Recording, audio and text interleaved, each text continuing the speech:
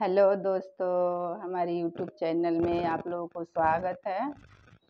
और बहुत सुंदर एक माता रानी का गीत लेकर आई हूँ। कैसा लगेगा कमेंट बॉक्स में ज़रूर बताइएगा आप लोग। अच्छा लगेगा तो लाइक शेयर सब्सक्राइब ज़रूर करिए और मेरे चैनल पर नए होंगे तो सब्सक्राइब करना नहीं भूलिए, सब्सक्राइब ज़रूर कर दीजिए।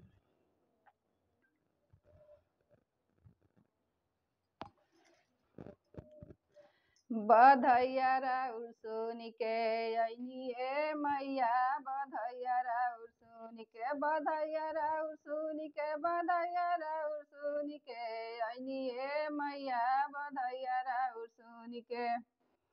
माता दुआरे एक बजनी पुकारे, माता दुआरे एक बजनी पुकारे।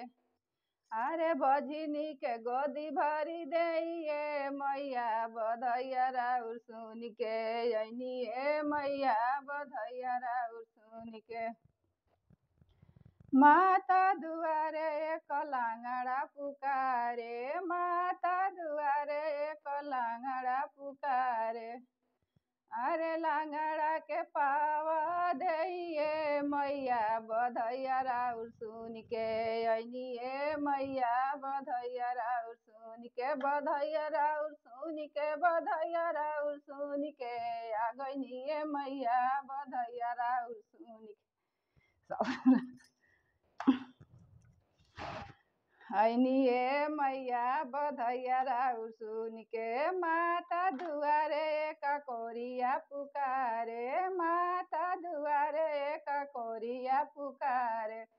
अरे कोरिया के हाथ पाव दे मैया, बधैया राउर सुन के अइनी हे मैया, बधैया राउर सुन, बधैया राउर सुन के, बधैया राउर सुन के अइनी हे मैया, बधैया राउर सुन के।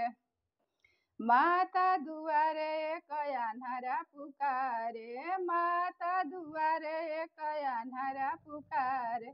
अन्हारा के काया दे मैया, बधैया राउर सुन के आ गइनी हे मैया, बधैया राउर सुन के। बधैया राउर सुन के, बधैया राउर सुन के अइनी हे मैया, बधैया राउर सुन के अइनी हे मैया, बधैया राउर सुन के। राधे राधे दोस्तों।